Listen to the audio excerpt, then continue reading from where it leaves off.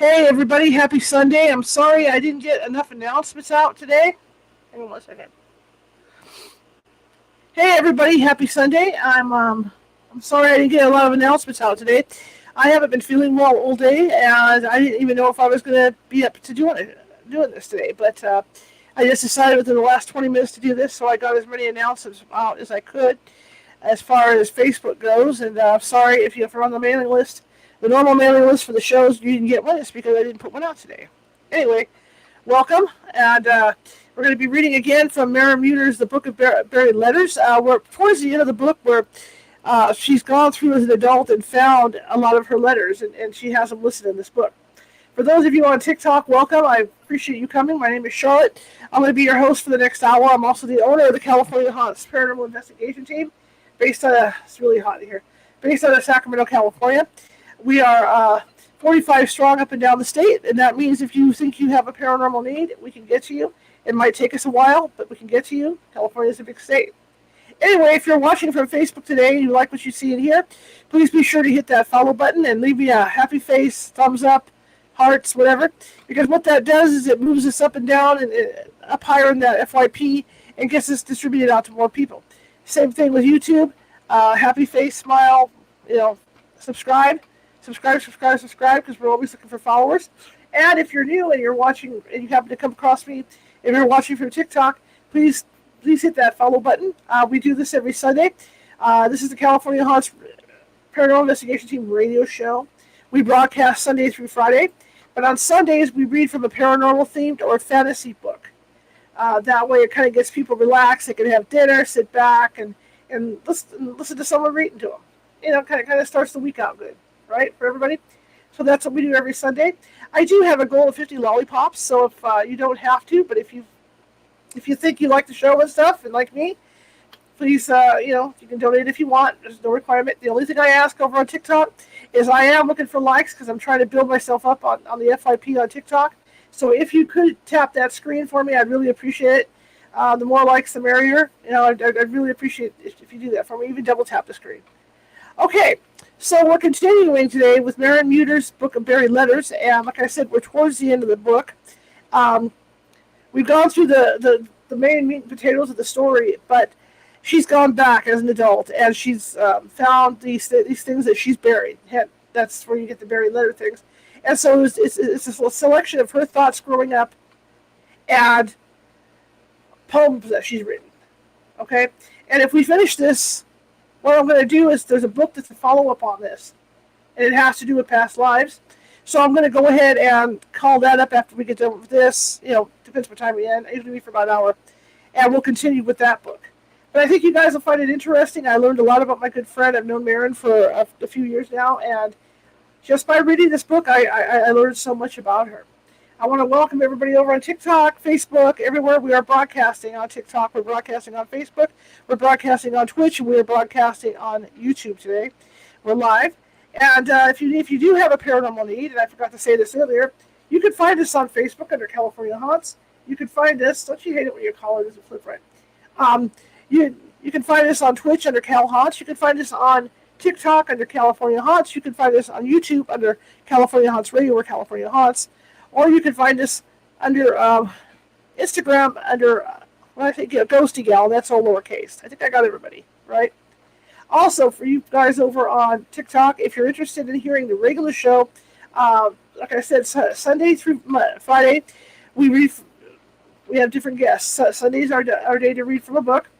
Monday through Friday, we are having guests on from all over the paranormal, all different topics. In fact, this week coming up, we're going to have a special space one where we're going to be talking to people that have been abducted by aliens. We're going to be talking to scientists. We're going to be talking about UAPs. We're going to be talking about a little bit of everything with that. So if you're interested in that thing, check us out.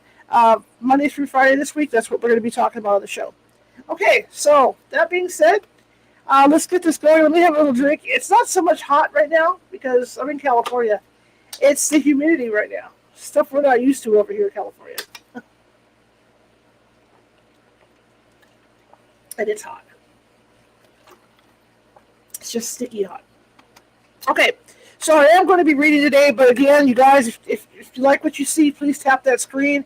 I'm looking for likes to build myself up on the FYP on TikTok, okay? So help me out. Same thing with Facebook and all those other places. Help me out with tapping the screen. I think you'll like these poems. People last week liked them, when I read them off last week. So, we'll get started here. All right, without further ado, the Book of Buried Letters. Here we go. Dear Flower Lady. Uh-oh. You know what I did? I flipped up the wrong spot. Uh-oh. Hang on a second. I got a problem. Sometimes it flips. There we go, right here. Sometimes it flips up weird on me. Okay, so here we go. And please, TikTok, please, if you feel like tapping on that screen, please tap on that screen. I would really appreciate it. Because like I said, the more likes, the better. Okay? All right, dear Flower Lady. Sometimes all that was needed was a bit of fresh air to calm the feeling of waiting. That one? Yeah. Next one. Dear Flower Lady. Today the sun broke through the clouds and it glowed like an apricot against the sky. I will remember to share this afternoon with you someday when we meet. I will give you apricots or make you a basket of fresh fruit and cookies. Do you like dried dates in December? They're like candy. Dear Flower Lady, as I lay in the yard in the summertime, I could feel like I picked up right where I was before. That I am the same me. I am connected to me. I am connected to me yesterday and all the yesterdays. I am connected to me tomorrow and all the tomorrows. I am connected to them all right now. I have the tiny, tiny moments, and I can remember. I can remember happiness in the darkest and most beautiful bright white light that was all the colors and music and everything. I remember colliding to create the me that moves here.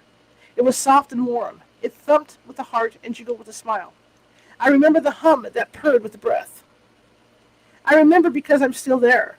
Pieces of me remain and are connected like breadcrumbs on the trail. Breadcrumbs that are already laid before the present me. Laid before my toes and behind my heels. Connecting it all together now. There's no tomorrow without yesterday. There's no yesterday without tomorrow. And so, as I am, I'm not here. Dear Flower Lady, October mists are my favorite. The colors behind them play. The songs and chatter from the woods greet the foraging day. In the evening, the fire sparks and cider steeps above, where hazelnuts crack and chestnuts roast, and moon floats like a dove.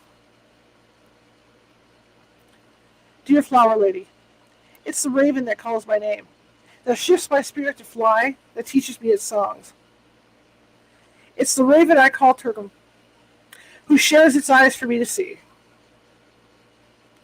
Dear Flower Lady, we are doing dividing again in school. Well, an introduction to fractions and decimals. When I think of multiplying and dividing, I think about jumping forward and skipping backward, where plus and minus are walking forward and backward. But fractions make no sense the way we have them set up. I asked my teacher why there were so many leftovers, because that just makes math more of an estimation than it does an exact. Why should 1/3, when changed to a decimal, have a forever number of 3's after the decimal?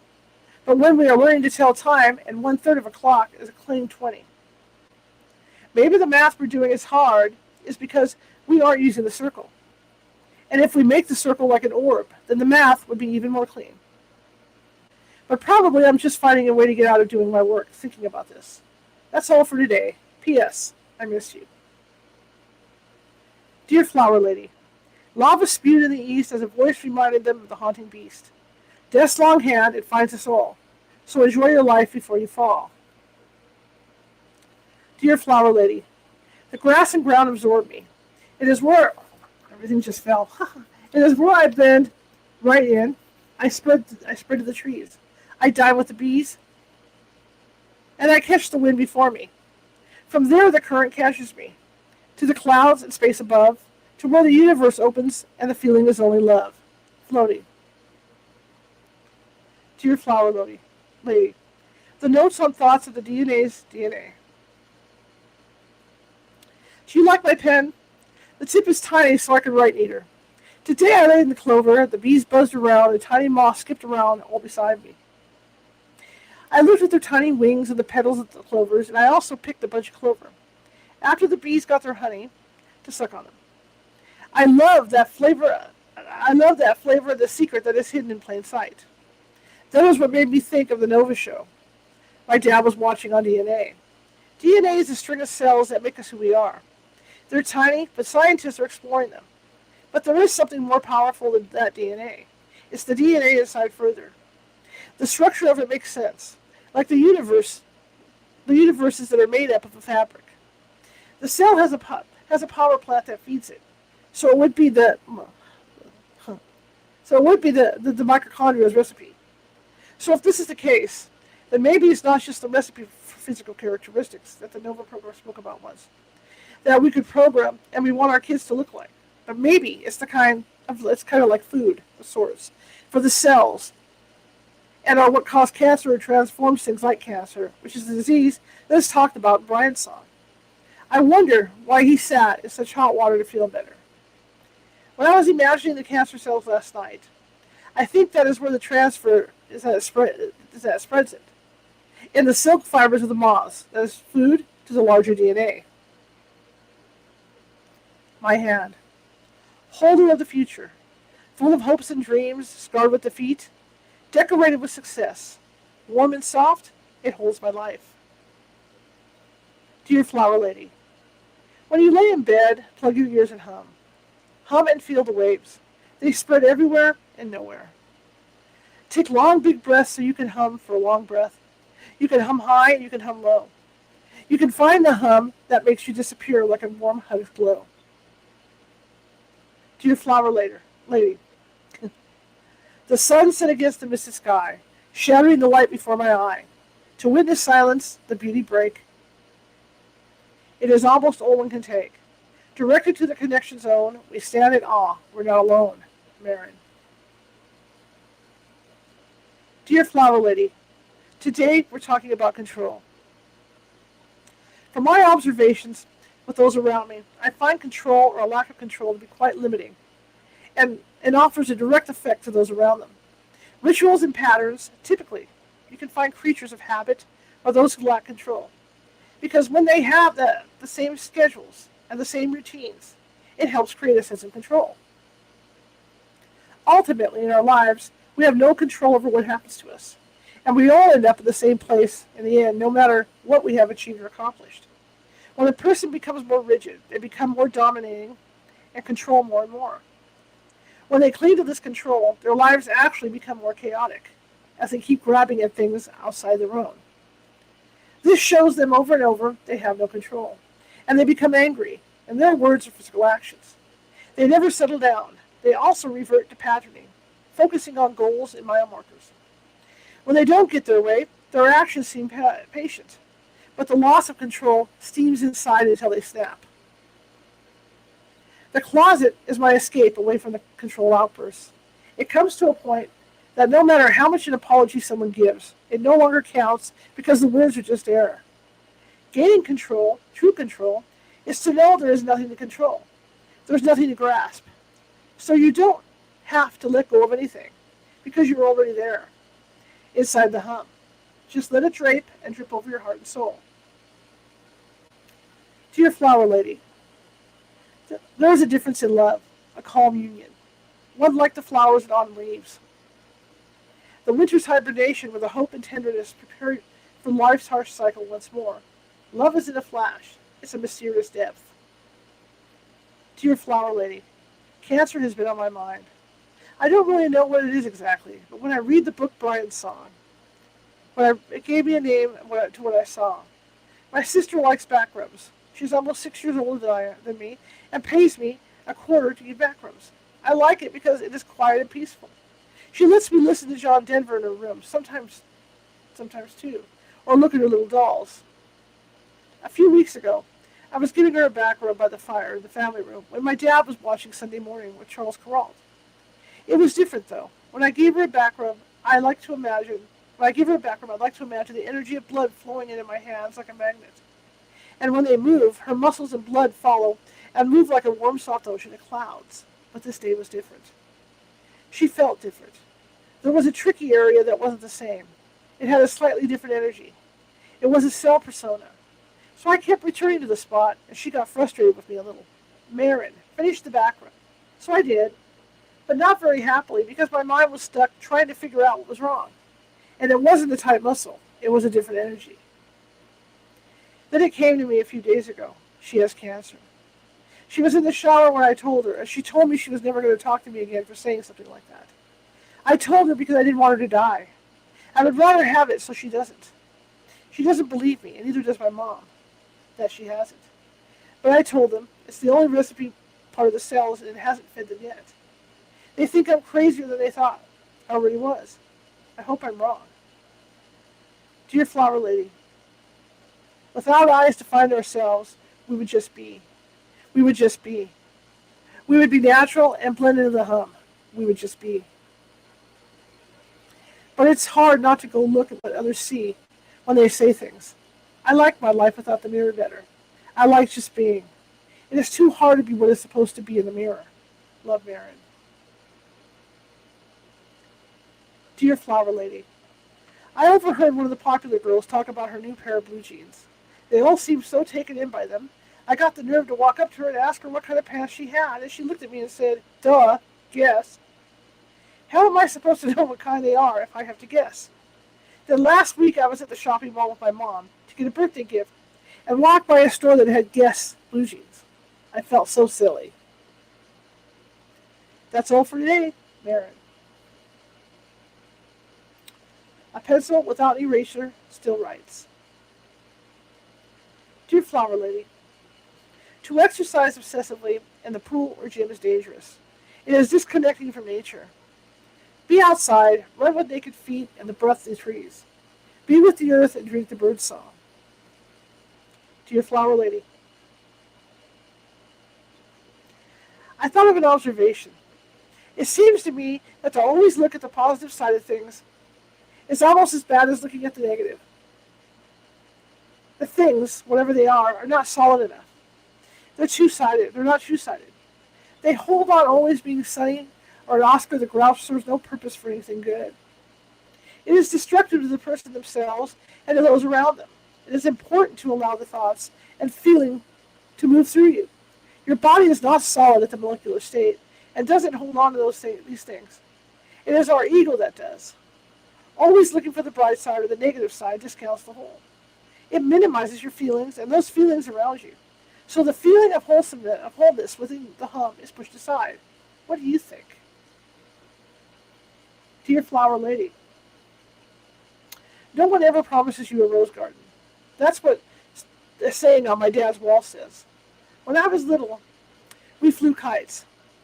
The weather would turn and the rains would come in. The ocean was unpredictable and dangerous one day and calm the next. But we flew kites and looked up in the mist. What is love? Is it making people do things they don't want to do because it'll put hair on your chest? I never told anyone this, but I don't like water. I have learned since I was young to get into the water and ignore the feelings. But I love the rain. I love the rain in the brook.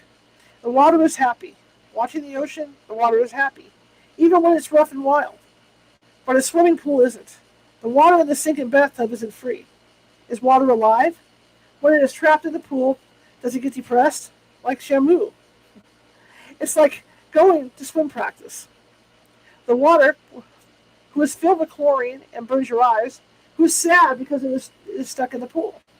Shamu is stuck swimming in a tiny circle. Shamu doesn't even get the chance to play in the ocean or stretch out like the bird's flight. I think water is happier in the brook. It talks to the energy of the forest and the desert. The water that is bogged, that has thick sickness growing in it, is dying too. It is decaying and being eaten with bacteria. It is part of the cycle of life. Does Shamu mean keeping him in a tank and not flying kites?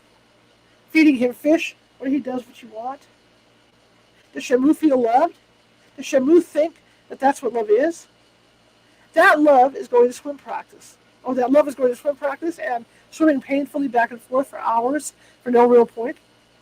Is it not like working on a family garden where you get tired and dirty and sweaty, where you tend the plants and share the appreciation with the earth and the family for working together? Without swimming, you're not loved. That's what it feels like. So when you love someone or something, you push them to do things that after years becomes torturous. I know there are a lot of kids who like swimming. I like watching them to be able to jump in the pool and talking with their friends. I always wonder how they do it. It is so curious for me to watch them. I try to learn how they can do it. I tried asking my older sister how she does it, and she just said, it's not a big deal. Just get in the water. I hugged the wall behind the blocks, hoping to blend into it. But my parents are there, and they watch me. They love me. They want the best for me. My dad signals for me to get in, and I nod and cry in my goggles so no one else sees me. Is this what love is? I can learn discipline and resilience by learning and exploring the world around us. That's all for today. I love you like the trees, love the earth and the bird. Dear Flower Lady, I'm sorry, I skipped it. Dear Flower Lady, I love you like the trees, love the earth, and the birds love the song. Dear Flower Lady, sometimes I wonder if there's something wrong with me. Often myself slips into an opening somewhere in the realm of my mind. The opening is always moving to different locations under different circumstances. From what I have observed over the years, there are several different degrees to the openings. I can feel the shift as if it were a change in elevations. Not that my ears pop, but it's something like pressure that signals you're elsewhere. In several of these stages, I'm able to look upon my body as if I were outside it. This includes my thoughts and memories. If someone were to look inside, they may classify me as having multiple personalities, but I do not. I am in meditation. My spirit is the same spirit, just visiting altered states. Like I am the same me in the Grand Canyon. In several of these stages, I'm able to look upon my body. Oh, I'm sorry. It just went down that way. Grand Canyon, and I am the same me at the beach or in the mountains. I may act a bit differently in those locations depending on the weather or if I'm nervous. And the weather if I'm nervous of the water or fearful of heights that are still me. As I write this, I'm currently in such a phase or state in my mind. Entering this first phase is letting the world pass through you, like poking thousands of small holes in a plugged water hose and gently allowing the water to release its pressure as it drips back into the earth. For me, the first time this phase was a given sort of recognition was when we watched a movie at school where a baby monkey had two metal moms in a stark room. One mom has fur and was warm. The other mom had an exposed metal body, but it had the nipple to drink the milk. It dawned on me I was acting in a similar fashion when entering meditation at a very young age. My meditation was the warmth and comfort, and my life was the nipple. It's interesting to connect this with the first level of meditation, love. To enter it is allowing love and compassion to consume me as a whole, as if it is protecting the peace of spirit that is tethered in my mind. It is removing words to describe the views passing through your eyes and the sensations over your skin. It is letting them be as they are, with no labels. Love and compassion are almost like an entity in their own, but still a part of you. It is like entering your bed, soft and warm, with a blanket as heavy as yourself was pressing upon you like a hug. Once this sensation begins, my body seems almost numb, almost as if it is disappearing into the air. But it's not exactly numb because I've learned to go about my daily activities like school and swimming or pouring drinks for dinner, while slipping into this feeling. Of course, when this feeling first began, it was only when I was in my bed or laying in the ray of sun through the window. It felt so wonderful that even at age 3 or 4, I'd wait patiently all day to try and find it when I lay in the sun beside the fire.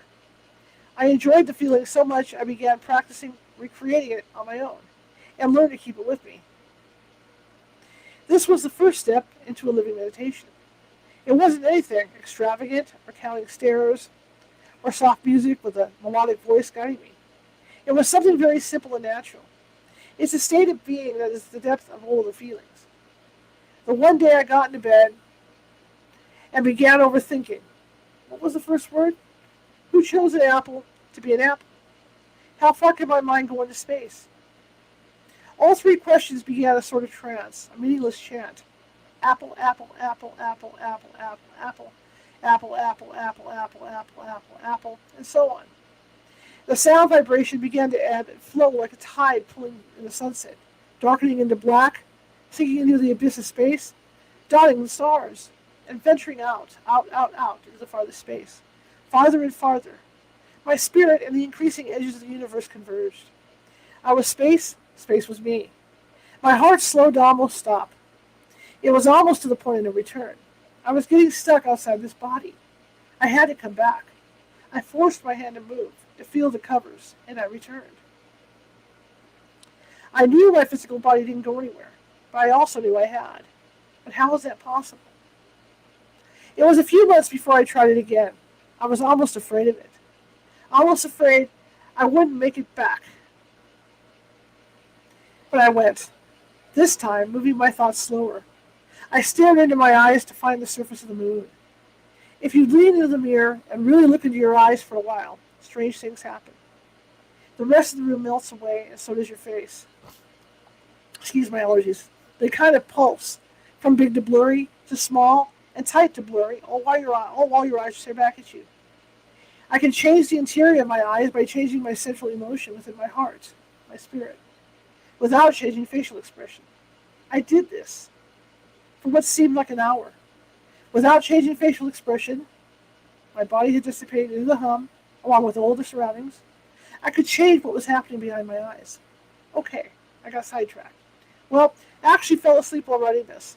It's funny how sometimes things seem important, but after a while they get pushed aside for something else, like a nap. Meditation has the ability to walk, talk, learn, just as if I weren't in it. In order for me to reach the next phases, I need to be in phase 1. Over the years, I have learned to slip into meditation very easily to help me ground. The times I cannot enter are times when I'm jealous of others, spiteful, obsessive, hateful, and resentful. Those feelings, I just got lost, I'm sorry. Okay, those feelings are very self-sabotaging and only create negative outcomes for me. Entering one of the second phase, which are several different spaces but can't be entered at the same time, I have to release the clench on the world around me. The clench of supposed to. I cannot go in wanting to fix things. I actually cannot.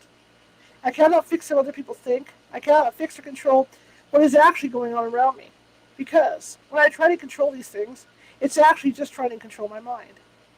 If I am to be the hum, everything that is going around me is me. I cannot fix if a chair breaks beneath me. I cannot fix if I lose a race. I cannot fix if I slip on the pool deck, or if I get stung by a bee. I cannot fix having it rain on an unexpected sunny day. I cannot fix the fears others face. If I were to teach myself, I'll be at peace I'll be at peace when I get to the right award. I'll be at peace when I get to the right grade. I'll be at peace when I get to the right haircut. I'll be at peace when I'm only setting myself up for disappointment. I can only give myself peace within my own spirit. That is why the state of being is like floating in nature. If you like what you hear, be sure to double tap that screen. Same thing with Facebook and everywhere else. Be sure to hit those like buttons. And let me double check something over here real fast, you guys. Oh, we're still on the air. Good sign. You never know. Okay, so we're going to continue with this. This is the Book of Buried Letters by Maren Muter, and these are selected poems that she wrote, and things that she wrote as a child. So again, if you like what you hear, please tap that screen, double tap that screen. Dear Flower Lady, sometimes it was all that was needed, a bit of fresh air to calm the feeling of confinement. And so it was. They lay together, allowing the electricity to speak, feeding themselves from the earth's energies, bonding without words, disappearing into the hum. I'm ready. Dear Flower Lady, I think trees communicate with each other. The whispering of the trees, I don't think means the wind in the branches. I think they actually have a consciousness. I remember digging around the garden, beneath the bushes and trees, when I was looking for a place to mail my letters. And the roots were like netting. I don't know why this came to mind today, but there was a lot of stuff going on. It was almost like I exposed some of their secrets. I remember feeling as though they were talking to each other and to me. I touched them softly and apologized for disrupting them. I didn't bury anything there, but I did go back to say hello often. Love, Maren. Dear Flower Lady, today I'm writing again on DNA. The question for today touches on the development of DNA. I wonder if it is set or can outer influences change it, and can those changes continue to the next generation as a new or clean set point. I'm writing today in regard to genes. When a baby or embryo is in the tummy, it is going through amazing programming, kind of like setting the program for a Broadway play. Behind the scenes of this program, there are thousands of little details from the brush of paint to voice projections, to seating and announcements. If, let's say, one of those brushstrokes is made when the painter is startled, it changes the width, length, depth, and pattern of the stroke, and then it influences those strokes around it, at least the appearance of those strokes. And so goes the DNA. The slight environmental variations create small modifications during development, which embed themselves while creating a new variation of the DNA, and then it becomes an inherited trait. Maybe it's a trait which causes the plant or animal to startle even sooner or easier. Maybe it creates a happier outlook or greater pessimism. Because this new or altered trait continues in that life, though the next reproduction it may carry on, through the next reproduction it may carry on, until alteration occurs to lessen or increase the variant. This could be why insanity can be carried from one to another, even if the immediate environment or parent doesn't behave so. It can skip generations until triggered by an event or environmental influence. People could pick a mate to doing more and more people will become prettier and prettier in certain areas. I wonder if a person who comes from a poor area and was raised in wealth and a child of privilege, raised in poverty would turn out to have the same personality traits as they would have otherwise. Because people from different areas have different needs for their survival. And over time, those traits of survival have been influenced. That would be interesting.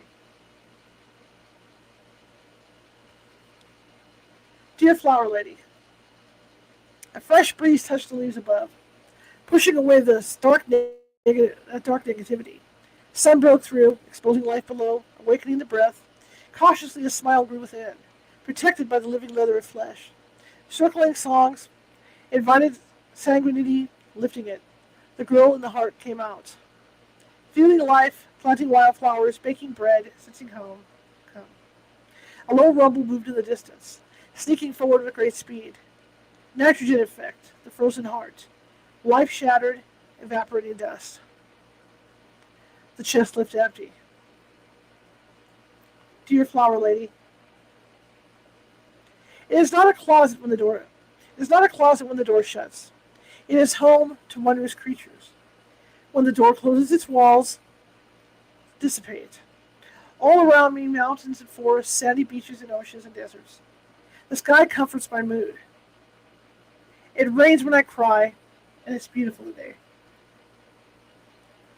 Dear Flower Lady, in order to find quiet, mischievousness is necessary, because that is where reflection is born. I am born. Dear Flower Lady, I know I'm not like the others. I know I'm not as smart. I know I have trouble not having a daydream mind. But I learn things in my mind. I'm not lonely in my mind. Dear Flower Lady, I like tea with honey, and I like the rain and the sun. I like hot chocolate and fires in the fireplaces, and sitting real close. I like to close my eyes and go far away. I'm also always getting into mischief. I like that too. The sun broke through the clouds and it was glorious. If it were always sunny, we would be blind. Dear Flower Lady, yesterday I taped the monarch's chrysalises on the wall across from my window. The tape isn't actually touching the chrysalises because first I tied a thread to the little black feet that were once part of the caterpillar. They're still emerald green with beautiful gold dots. After school, I came directly to my room and shut the door. When the door shuts, the world changes. The trees sway against the sky, birds fly by the window to peek in, and my physical body bends into the scenery of my antique yellow room. My spirit releases itself into the confines of the tangible. Journals, 1985 to 1989. If you guys like what you hear, be sure to hit that like button, Be sure to tap that screen. Tap, tap, tap. I'm looking to build up my likes. I really appreciate you to do that. You don't have to donate anything, but if you feel the need to do so, please do so. That would be great. Help me keep my show on the air. But I welcome everybody. I would like to get some more followers. So Facebook, TikTok, and YouTube, if you haven't done so already and you want to, give us a follow because we don't only read on Sunday. We have a regular talk show during the week where we talk with fascinating guests from the paranormal world. And now we're reading from Maren Muter's The Book of Buried Letters, and these are her journals from when she was growing up. Journals 1985 to 89. Swim. To stand along the swimmer's edge, toes wrapped to brace. The fear of water is not one that shows upon my face. It hurts to get my body wet, to jump slowly in. For minutes I walk the water's tease, a prism to here begin. A hand upon my shoulders, encouraging the step. Inside it hurts, my skin it cries upon the water's depth. To your flower lady. I bathed in the full moon at night on the roof. It was warm out, and I remembered sitting on the roof with my dad to watch fireworks a long time ago. Solitude is joy. Quiet resolution, a distant bird song. Dear flower lady. Sometimes I lay in bed and wonder if I would want to meet my real mom. I got allergies, I'm sorry, you guys. But I don't know. But I want to be walking down the street and meet her, and she wouldn't know who I was. And I would open the door for her if she was going into a door. And she would say thank you. And I would say you're welcome. And my heart would whisper her a secret. And then I would go back to my mom and wonder if her heart whispers secrets to my brothers and sisters. I hope it does. Dear flower lady. I wish there was a way to reverse time. Sometimes it is a desperate feeling knowing you cannot. Dear flower lady. Today I have an observation. I think I'm a pagan. In school they teach us we have 5 senses. But what if that's not true? What if we have more than has been measured? We're like the plants. We give off smells to signal what is happening in our personal environment, both inside and out. Plants can think and remember, and they can communicate to the world around them. Our bodies do the same. I've noticed the scent changes in people around me, in their breaths and from their skin, not just sweaty armpit smell. This is what I've noticed. Did you know that breath and smell in the body of a human change according to illness, happiness, fear, and other emotions they are experiencing? So does a plant. The sweet smells are signs to other plants and animals that things are okay. But when the plant is hurt or consumed, they not only try to heal themselves with the scab, but they let off defensive scents. Plants have defense mechanisms. Poisons and thorns to try to keep predators away. They love music and soft whispers, and the gentle touch of animals, humans included.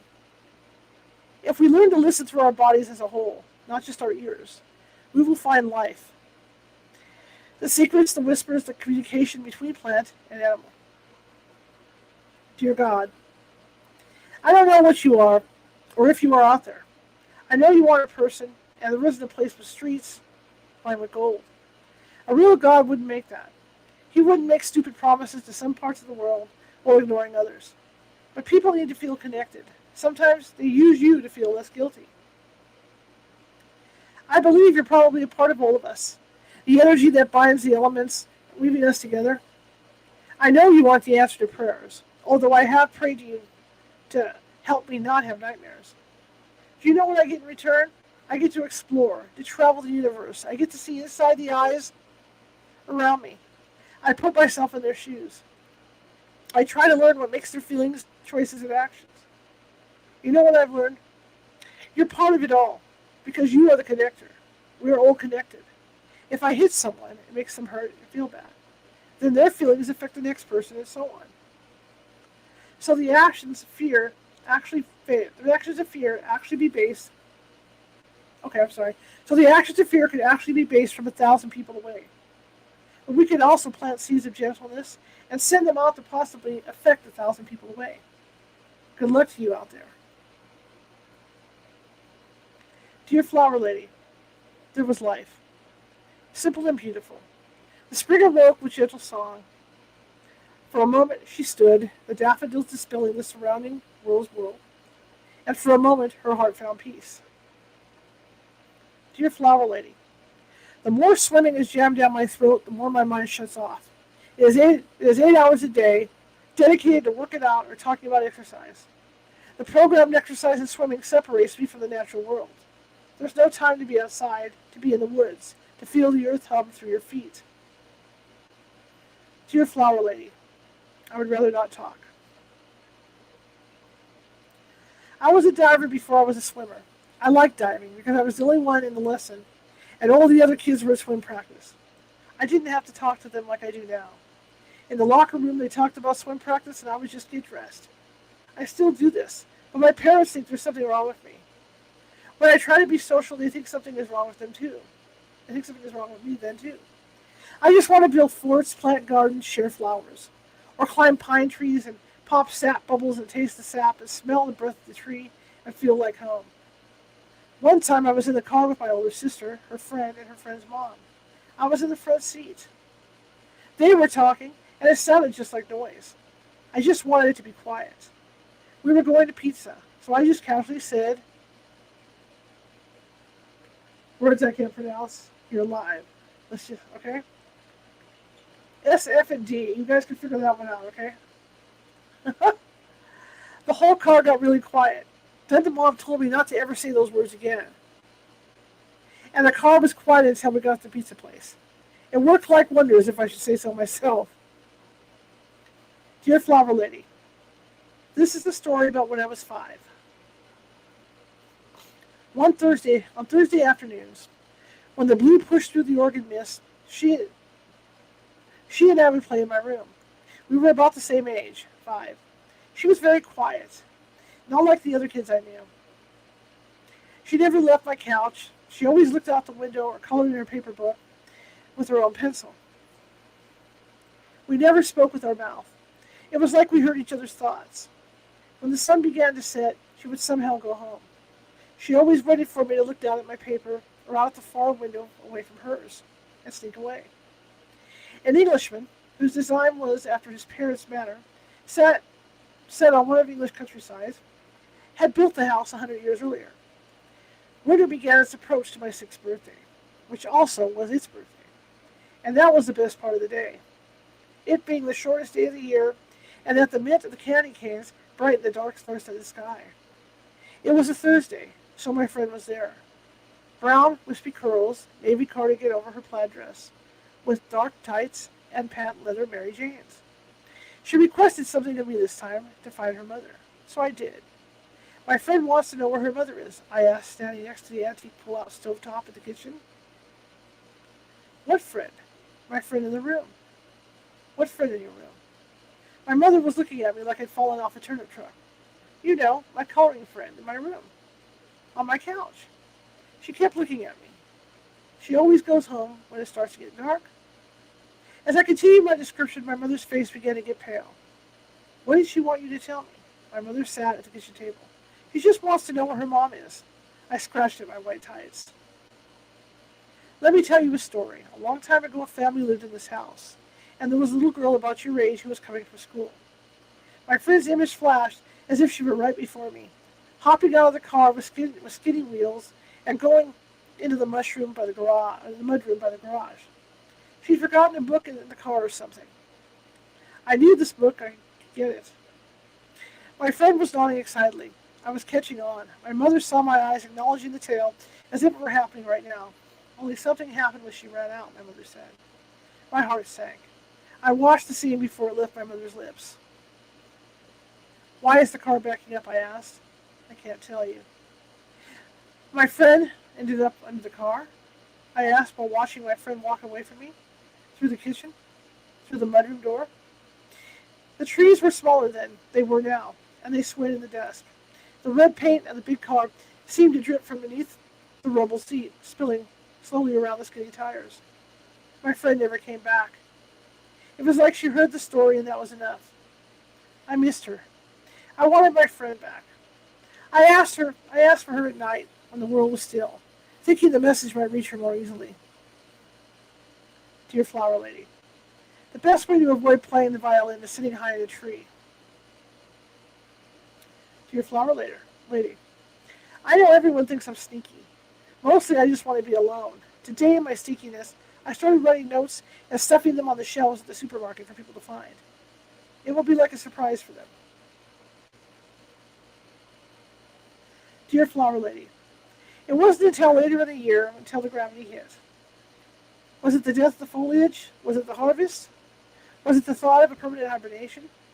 It was as though, with the last leaf to fall silently to the earth, that she knew, and winter stunned her. Stunned her heart. Dear flower lady, it started at Disneyland. Well, maybe it didn't start directly at Disneyland, but it was a ride that shrunk us into water and then into a tiny particle that my thoughts opened up. I was always reluctant of that ride because it let my mind explore enough to want to keep going. But then the ride was done, and we would go back to the regular world with the people we were gliding by, and the smell of butter popcorn on our way to the submarines. I didn't mind the submarines because you could just sit and think, 20,000 leagues below the surface. The transition between wanting to be alone with my thoughts and interacting with others has always been very difficult for me. It's like dropping oil in water. The questions that would always come are, what is smaller than an atom? Or how did they talk to each other? Did they use a form of echolocation? If I have DNA, does the atom have it as well? If DNA is a group of molecules, then they have to communicate in some way. Do they work like pictures or do they mirror thoughts? I remember my mother. I remember the feeling of her laugh. I remember the bracing of her cry. She still cries sometimes. It feels like a little alarm. I didn't know what this alarm was at first, but then I started following it. And it was almost like her atoms were talking to mine. So does that mean some of my atoms are with her? I've never met her in person. I call these tiny atoms the atoms of rice. They move like dust particles in the ray of sunlight shining in from the windows. I often lay in those rays at home. The particles can hit one another, and sometimes it's like they trade secrets. They send a shadow of themselves through each other. So does that shadow contain a shadow of their thoughts? Does that shadow continue sharing communication with its originator, even though they are far apart from each other? I think yes. Dear flower lady. Later, why say you later? My English teacher didn't believe I was writing my own papers. I told him. I do write them. He told me to show him right now and write 500 words about what we read in class. But there were 3 other girls standing around his desk listening to the conversation, and I wish I disappeared. I didn't read it, I said, and the girls started snickering. She does the same thing in science, one of the girls said, as if it needed to be stated. So I wrote a poem story about what we did in class instead of with my 500 words. My teacher says my writing surprises him because the ideas are far more complex than what I show in ways of my school reading level, not my home and secret level.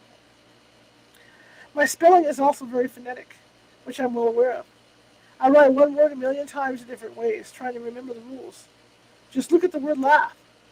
I spell it L-A-U-P-H. P-H sounds like an F, and the G-H is usually silent or can sound like E-W. U. So, the word laugh doesn't follow the rules. It's a rule exception, like I before E. Why does it matter if it's after a C or not? Because there are exceptions to that rule too. Anyway, I go to school now and hide in the bathroom stall instead of walking, as I usually do, as close to the lockers so I can hopefully disappear. I stay in the bathroom until the tardy bell rings and then go to my new class. I've been going 3 weeks now, and I cry inside my heart for several reasons. Mostly because I'm ashamed of myself for being ashamed of myself. It's a class with kids that are retarded and can't talk or hold a pencil, but they are just trapped in a body and they can't help it. I'm ashamed of myself for feeling embarrassed, but now I really know I'm a dummy, and so does my brother.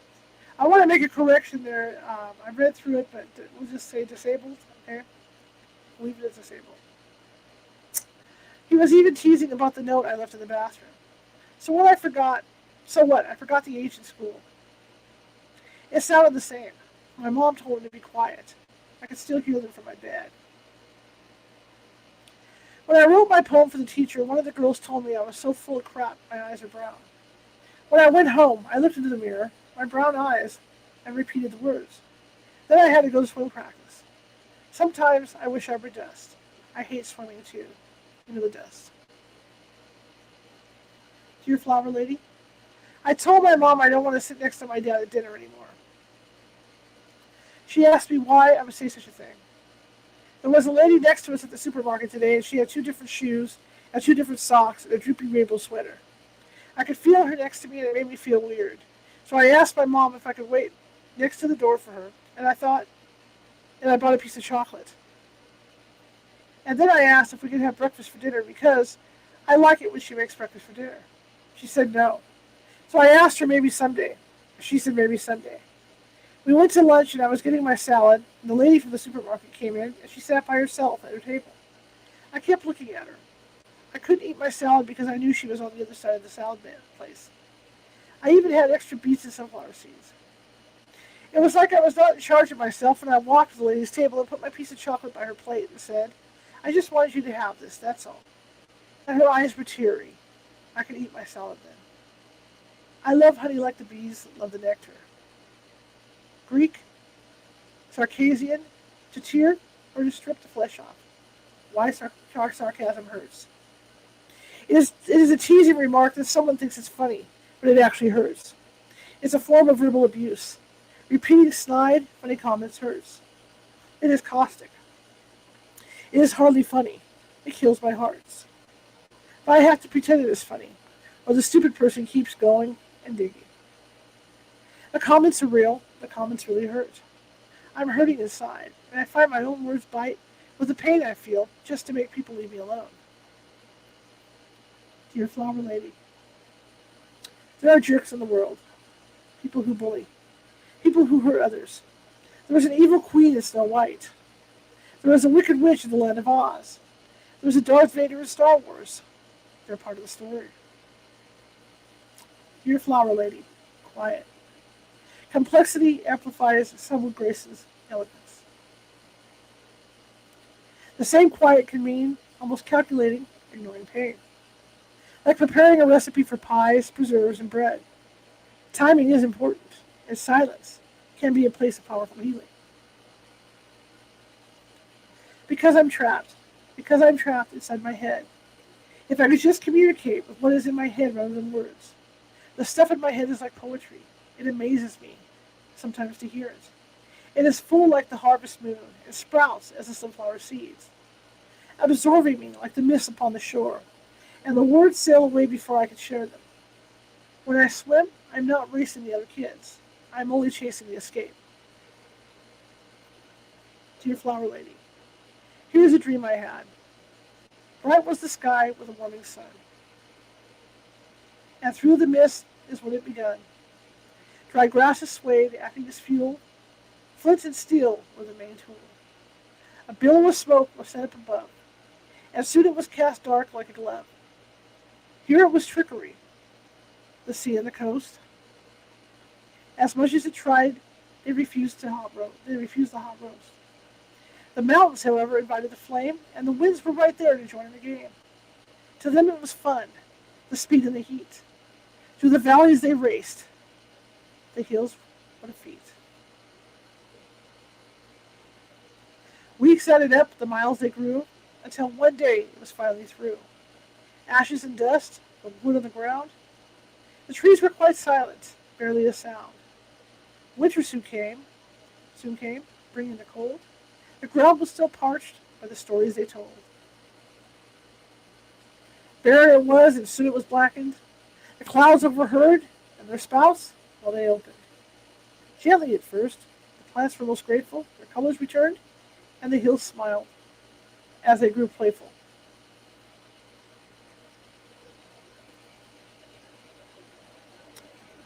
What fun this has been, said the clouds of the coast. Let's continue the water, let's give them the most. On it went, the rain and the wind, and every tree, it seemed they'd spin. The grounds were so full, they popped like a tick.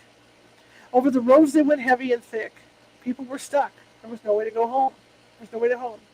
And the rivers raged wild, sending north the poor nose. It was here that I walked, quiet and calm, listening to the earth. Dear Flower Lady, I think there may be a reason we cannot see our own faces without a mirror. I believe we are not meant to focus on ourselves superficially. We are part of the canvas. When there isn't a mirror, we can talk into a room and forget ourselves. But the mirror people tend to fuss about their hair. They apologize for how they look. They worry about their clothes. They become a thing. Imagine if mirrors were actually windows to the landscape outside, with the earth and trees, with the lunar moths and butterflies in the apple trees, with the rains and lightning, and the sun kissing the horizon. If that was what people saw in the mirror, they would feel beautiful. They would feel part of life, part of the hum. There is a reason we don't see our own faces, because we are already beautiful. We are already part of life. Dear Flower Lady, I wonder what determined life. I do not believe old Darwin said. I believe he was wrong on several accounts. But because others cannot prove otherwise, they teach it like fact. Life is so much deeper. I agree in survival of the fittest, but some of his thoughts on evolution are incorrect. My guess is in about 70 years, it will be challenged. There will be changes in our global environment, but not from what they are trying to tell us about an impending global ice age due to hairspray. Whatever the change is, it will alter the animal populations. The plants are going to change. Our oceans will be practically empty of life. The Great Barrier Reef and Molokai Islands Reef will be practically dead. We will find that there were more types of humanoids than we think there were. We will find out people have been around a lot longer than we think. That there was intelligence, similar to what we have now. But the tools developed as resources as experimentation progressed. But I think our Earth is just like us, but on a much larger scale.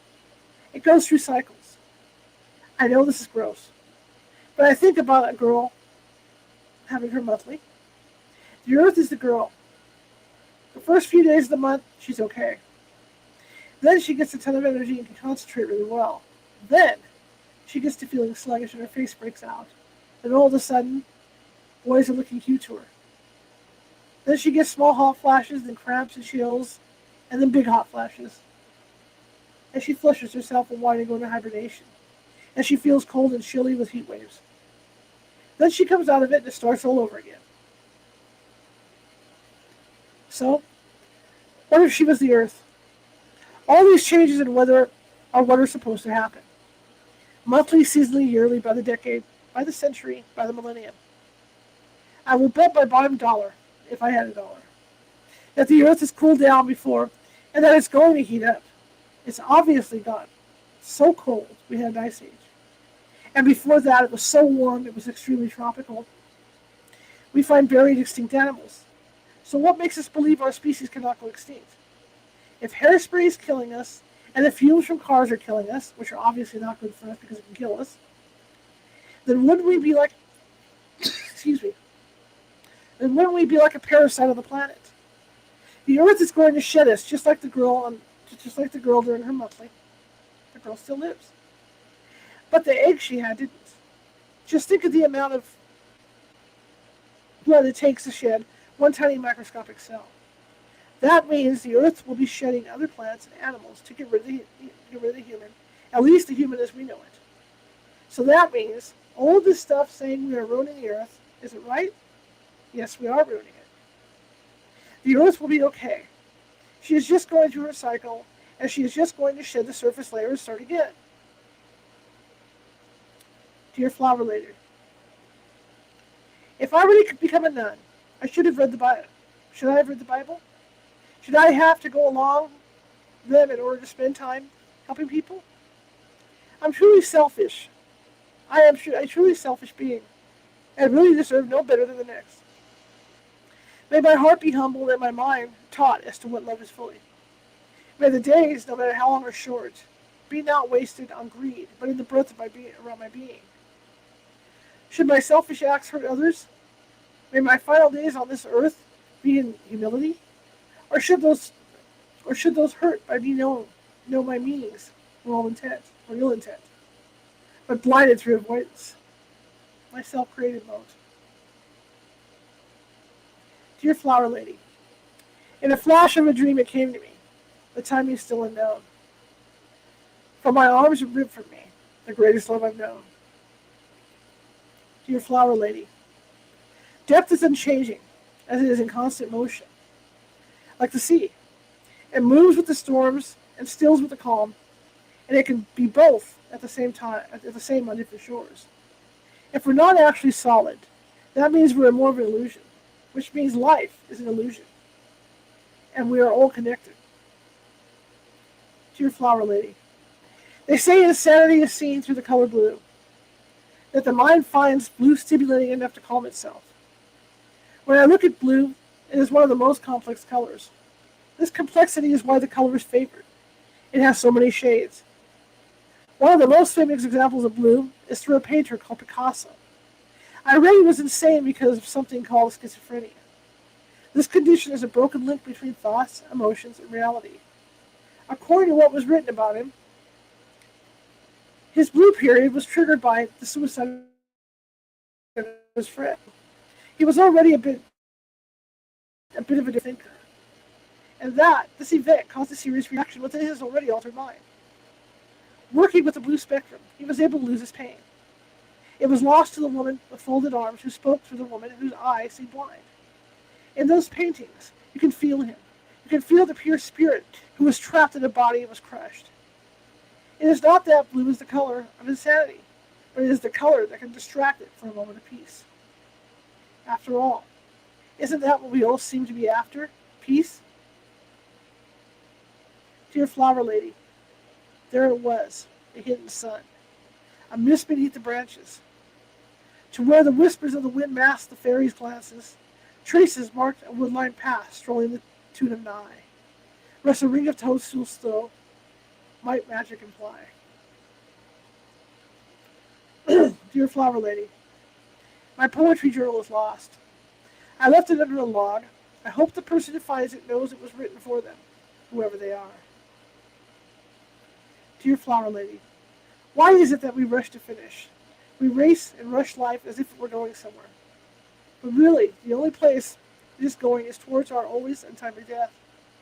Why don't we learn from the birds or the lounging tree frog that life is an experience to savor? It reminds me of my dad and his stories of Vietnam. He was in hell. He doesn't talk much about the hell, but he was there. He goes around sometimes at night, hiding from the enemy. Both sides, in that jungle, were doing what they needed to stay alive. But in hearing conversations he has when people ask him about his thoughts, he always says something that strikes a chord within me. When the rains came, you could have never seen so much water. And when they stopped, the music of the jungle came to life. Or his tiger story. That is one of my favorites. Of course, as I got older, he added that the tiger actually tripped a wire he had his platoon rigged to warn them of the Viet Cong. And they were scared, and they held their breaths, and they instantly got ready to fight. He doesn't like war. I can tell it still rages within his soul. The fear and the adrenaline, and he does what he can to quiet those monsters. That is probably why he sinks further and further into the dark spaces, and has affairs, and spends money, and lashes out. He is tumbling, but has nothing to hold on to, so he races toward an unknown destination looking for peace. Dear Flower Lady, nature's reflections of us shows us the canvas with it all. It doesn't isolate us. Nature's reflection in the water or on a window is inclusive. It shows us we're not isolated. We are the home. Dear Flower Lady, I cannot say for certain that I'm heartless, but most definitely lost. I don't connect well with others, as they seem to be able to. I care for them, but I see life like I'm hovering above and I can't zoom in. I seem to do that often too, or maybe I'm just looking too close. The leaves, flowers, bugs, and birds. The eyes and expression and movement show me things in others that I wish I could help, but I don't know how. So I become paralyzed and don't know what to say or do. It's a helpless feeling. Dear Flower Lady, in many ways, wisdom comes with quiet. Wisdom has nothing to prove to anyone. It does not lecture in halls, correct the wrong, or command attention. Wisdom allows the world to progress. It understands our lives as part of something grander. And it understands there is a meaning beyond our comprehension. Wisdom is quiet. It is the flight of the eagle, the babbling brook, the ancient tree. It is not wielding a gun, hiding in the shadows. It is not manipulating or attacking. It is not teasing or taunting. Wisdom is the intense division of the cell, the fluidity of molecular life, the jump of lightning, the course of the sea, the melody of the whale's song. Last one, guys. Dear Flower Lady, everyone has different skills. Everyone has different understandings, and they can be different because they have their way they experience things. Even if we are all in the same place at the same time, we all experience it just a bit differently. We all share something in common. The same thing all life shares. And that is uncertainty. The understanding that no matter how much we think we know, we actually don't know. So, where can we find consistency? Where can we find settlement to structure? We don't. Nothing stays in place no matter how much someone wants it to. Nothing ever ends as planned. Even the Earth's ground shifts. Trails and pathways crack. Landscapes change. Foundations alter even below our feet. The constant we can find on a path to peace is also flexible and resides within our own bodies. This is our spirit.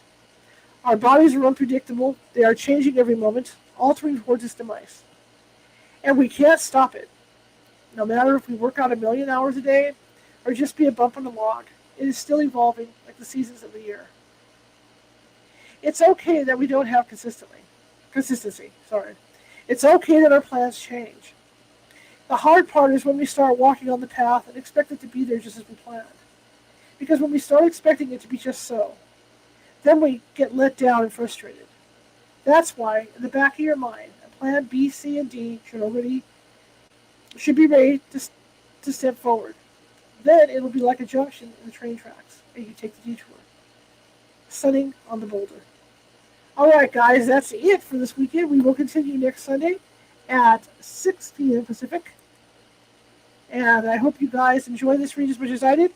I love reading poetry. I haven't done it in years, so it's been kind of like a challenge for me to read the poetry. But I want to thank everybody for coming. And let me get on my pages here so I know where I'm at. Okay. I really appreciate it. Again, if you like what you heard tonight, please tap that screen, hit those like buttons, and if you like what you heard, please share it with 5 people. If you didn't, you can share it with 5 of your enemies. Equal opportunity here. We're just trying to get the word out about California haunts and what we're doing, and I really appreciate it.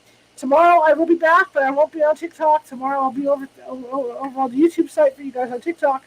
That's youtube.com/@California Haunts Radio. And we're going to be interviewing Byron Lacey, and he is a lifelong UFO abductee. He's got a fascinating story to tell, and that is going to kick off our Space Week. So come on over tomorrow, 6:30 p.m. Pacific, and I'll see you there. Okay? For now, I'll see you later, TikTok. Have a great evening, and ciao. Okay, for you guys over here, my usual crowd, thank you very much. And again, if you like what you heard, please leave a thumbs up, happy face, or whatever. And again, if you haven't done so already, please, awesome. If you haven't done so already, please leave a, I'm sorry, I'm just really tired. I'm not feeling well. Please follow, subscribe, or, and join us up. We got some great things coming.